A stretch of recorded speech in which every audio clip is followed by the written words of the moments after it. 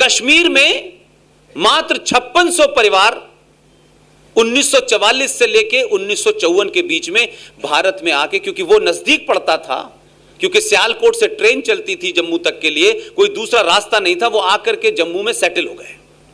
मैं इसलिए बताना चाहता हूं कि जो लोग सेकुलरिज्म का नकाब लेकर के, जो कश्मीरियत और इंसानियत और जो बड़ी ह्यूमन राइट्स की बात कर रहे हैं दिल्ली में बैठे हुए, जो जामा मस्जिद से लेकर गोरखपुर और कानपुर में आग लगा रहे हैं, उनको चौराहे चौराहे पर आपको एक्सपोज करना होगा।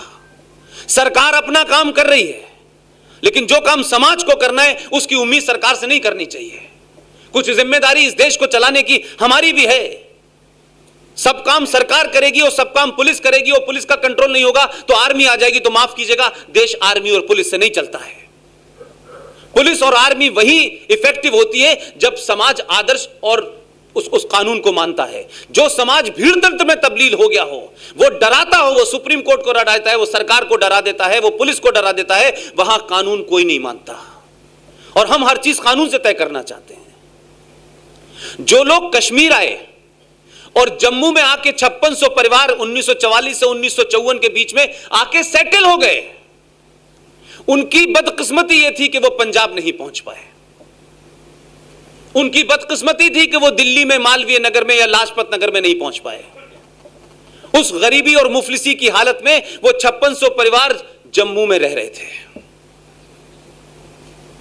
पूरे हिंदुस्तान में एक ही राज्य है, यूनियन टेरिटरी भी है वैसे, लेकिन एक ही राज्य था जिसका नाम था जम्मू एंड कश्मीर। उस जम्मू कश्मीर में जो लोग उस वक्त सताए गए, मारे गए, जो लुटे पिटे लोग थे, वो जब भाग के आए और जम्मू में रहने लगे, तो जम्मू कश्मीर के लोगों ने, क्योंकि वो 99% डोगरा, सिख, हिंदू, जैन थे, अपने यहां नाजायज एक कानून बनवाया दिल्ली की सरकार से। और दिल्ली की सरकार जो आज दिल्ली में कह रहे हैं ना लोग कि पार्लियामेंट में यह होना चाहिए, वो तब भी पार्लियामेंट में किसी को बताया तक नहीं। कोई 1976 में ही संविधान में डाका नहीं पड़ा है, 1954 में भी इस देश के संविधान में डाका खुलेआम डाला गया और बताया नहीं गया।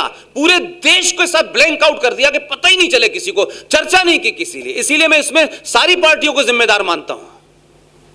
और इस देश में जजेस और जुडिशरी सबसे ज्यादा जिम्मेदार है कि जो जुडिशरी इतनी प्रोएक्टिव है, छोटी छोटी बात पर सुओ मोटो ले लेती है। और उनकी सेंसिटिविटी इस लेवल पे है कि दिल्ली में एक मुकदमा आया उनके पास, ये रेफरेंस में इसलिए मुझे देना पड़ता है ताकि आपको पता चले कि हम किस मजाक के साथ इस मुल्क में रह रहे हैं। किसी जज साहब का रिलेटिव दिल्ली में रहता था,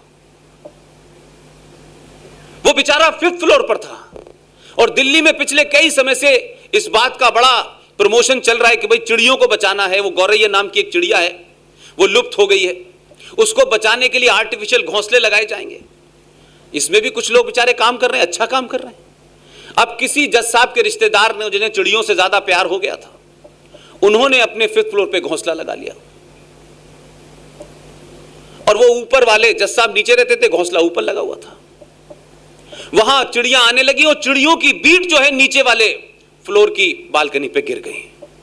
यह राष्ट्रीय समस्या थी इस देश में। मैं आपको बता रहा हूं कि जज साहब के रिलेटिव ने सुबह एप्लीकेशन दी सुप्रीम कोर्ट में। आप सोचिए, लोअर कोर्ट, आपकी दिल्ली की कोर्ट, वहां नहीं दी उन्होंने, कड़कड़डूमा में नहीं दी, पटियाला कोर्ट में नहीं दी, दिल्ली हाई कोर्ट में नहीं दी, डायरेक्ट सुप्रीम कोर्ट में दी कि इस तरीके की समस्या है।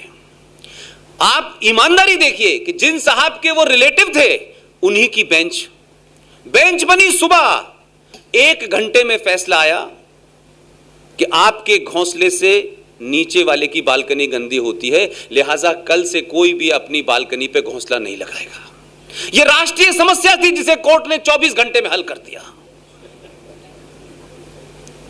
लेकिन ऐसी हजारों समस्याओं के बारे में इस कोर्ट ने झूठ बोला, क्योंकि मैं कोर्ट को, जजेस को और वकीलों को इसलिए जिम्मेदार मानता हूं कि कम से कम जो लोग संविधान से दिन भर खेलते हैं, उनकी आंखों से कैसे ओझल हो गया कि 14 मई 1954 को बिना किसी को बताए हुए बहुत चुपचाप से उस वक्त के राष्ट्रपति के ऊपर दबाव डाला गया और कहा गया कि आप एक प्रेसिडेंशियल ऑर्डर जारी कर दीजिए, और आपने उसको रात के अंधेरे में संविधान में जोड़ दिया, जिसको देश आर्टिकल 35A के नाम से उस वक्त जानता है जब मैं और मेरे दो साथियों ने सुप्रीम कोर्ट में चैलेंज किया। हमको लोगों ने समझाया कि ये तुमने बहुत गड़बड़ कर दी है कुछ में। ये बात अलग है कि आज बहुत कुछ बातें मैं कहना नहीं चाहता, किन्हीं कारणों से नहीं कहना चाहता, सुरक्षा के कारणों से नहीं कहना चाहता। हमारा एक साथी रहस्यमय तरीके से मर गया। तब समझ में आया कि यह आर्टिकल 35A कितनी डीप रूटेड है, इसमें कितने वेस्टेड इंटरेस्ट हैं। और फिर हम जैसे लोगों ने यह सोचा कि हमारे पास एक ही हथियार है, न हम बहुत पैसे वाले हैं, न हमारे पास पीछे कोई बड़ा संगठन खड़ा हुआ, क्योंकि हर आदमी को, बड़े बड़े संगठनों को जो 200-200 साल से राष्ट्र बचाने का काम कर रहे हैं, सबको लगता था पॉलिटिकली करेक्ट रहना है क्योंकि सरकार अपनी है। मैं 1000 बार कह चुका हूं, सरकार जो है वो आएगी जाएगी, पार्टियां टूटेंगी, ये देश रहेगा, ये राष्ट्र रहेगा। इसलिए जिन लोगों को इस बात की चिंता है सरकार कौन सी आएगी कौन सी नहीं आएगी, इसलिए राष्ट्र के लिए काम तब करेंगे जब हमारा होगा, वो देश और वो समाज कभी जिंदा नहीं रह सकता। तब यह फैसला हुआ कि पूरे देश में चिल्ला चिल्ला के, गली गली, मोहल्ले मोहल्ले, पान की दुकान पे, पुलियाओं पे हमको लोग पागल समझते थे। 1 साल तक हमको समझते थे हम किसी एजेंडे के तहत कर रहे हैं। हमारे बाप दादा परदादा कोई कश्मीर नहीं गया, किसी ने कश्मीर की तरफ देखा भी नहीं होगा कश्मीर क्या चीज है। लेकिन हमको लगता था कि कोई बात जरूर है इसके अंदर जिसे छुपाया जा रहा है, जिसे इस देश को पता ना चले। लेकिन मैं और मेरे कुछ साथियों ने इस कन्विक्शन के साथ किया कि हम अपनी बात कहेंगे, किस सरकार ने क्या किया नहीं किया हम हर आदमी को बता देंगे। लेकिन इस देश के लोगों ने हमारी बात सुनी, हमारी बात पे यकीन किया, और तब मुझे यह एहसास हुआ कि अगर आप समाज को सही तरीके से, सही एजेंडे के तहत बात बताएंगे तो ये समाज आपके साथ खड़ा होगा। और आप इतनी ताकत में खड़े हुए, इतना अपने दबाव जाने अनजाने, डायरेक्टली इनडायरेक्टली बनाया कि इस देश में भारतीय जनता पार्टी ने 2019 के चुनावी घोषणा पत्र जो इलेक्शन के बीच में जारी हुआ, उन्होंने कहा हम 370 और 35 भी हटाएंगे। पहली बार उनके उसमें आया। उनके संविधान में हम 70 साल से 370 सुन रहे थे, पूरे देश को 370 पता था, लेकिन असली जड़ थी 35A। तब जाकर के लगा कि जम्मू कश्मीर में जो बेचारे लुटपिट के आए थे, उन पे तो इतना पैसा भी नहीं था कि वो जम्मू से चले जाते। आप देखिए इस देश में मक्कारी, देखिए क्या अजीब किस्म का सेकुलरिज्म है इस देश के अंदर, और क्या अजीब किस्म का माइनॉरिटीज्म है इस देश के अंदर। अल्पसंख्यक के नाम के ज्यादा मैं समझता हूं इस देश में सबसे बड़ा पाखंड अगर कोई है तो यह अल्पसंख्यकवाद है, जो दुनिया की 2nd लार्जेस्ट पॉपुलेशन है, जो कई सारे 57 इस्लामिक देशों को रख लें आप, बराबर में पाकिस्तान को रख लें आप, उन सबसे ज्यादा पॉपुलेशन मुसलमानों की हमारे यहां है। और हम उन्हें मार रहे हैं, हम उनका पिछले 70 साल से खत्म कर रहे हैं, लेकिन फिर भी वो 3.5 करोड़ से 35 करोड़ हो जाते हैं।